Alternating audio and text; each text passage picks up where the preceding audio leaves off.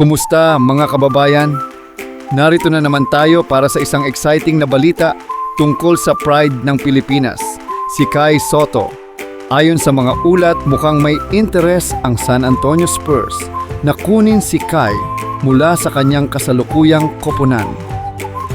Tara't talakayin ang lahat ng detalye tungkol dito. That's great action there. Kai inside, Sotto, extra down the heart of it. Buffalo was this early here from the three, dribbles it closer. Good pass, Sotto, one-hander money. And that's the shot every center ever. Kai's running, Sotto fakes, Sotto. Si Kai Sotto, isang 7'2" na pambato ng Pilipinas, ay unti-unting naglalakbay papunta sa NBA. Nagsimula siya sa Batang Gilas. And that's all you have to do when you have a 6'11" guy. Look at the smile on this guy's face. He just... Man. Ontuando, block that time by Kai Sotto. Any jump shot you think in front of Kai Sotto is a bad shot.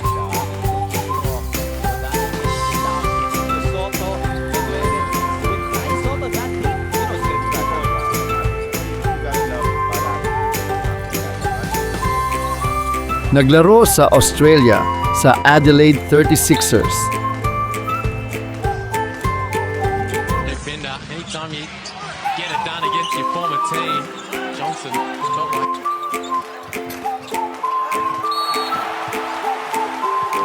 At ngayon ay nasa Japan B League.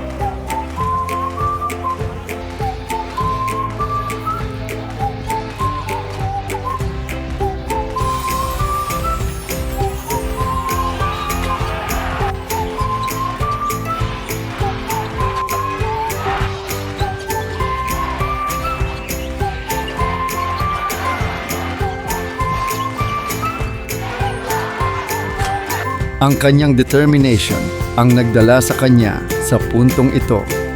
Ngayon, may mga balitang kumakalat na interesado ang San Antonio Spurs na idagdag si Kai sa kanilang roster.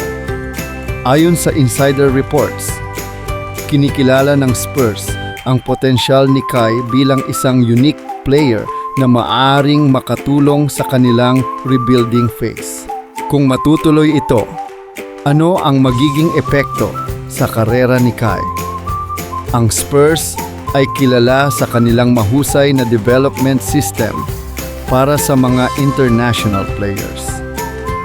Makikita natin si Kai na maaaring maging mentor ni Greg Popovich at makipagsabayan kay Victor Wembanyama.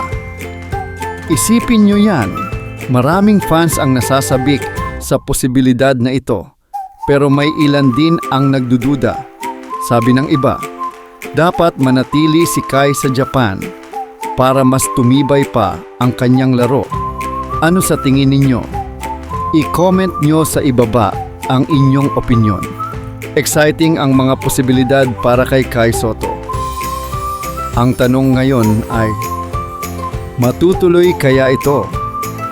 Abangan ang mga susunod na updates dito lang sa channel na ito. Huwag kalimutang mag-like, mag-subscribe, at i-hit ang notification bell para hindi mahuli sa balita. Salamat mga kababayan at kita-kits ulit.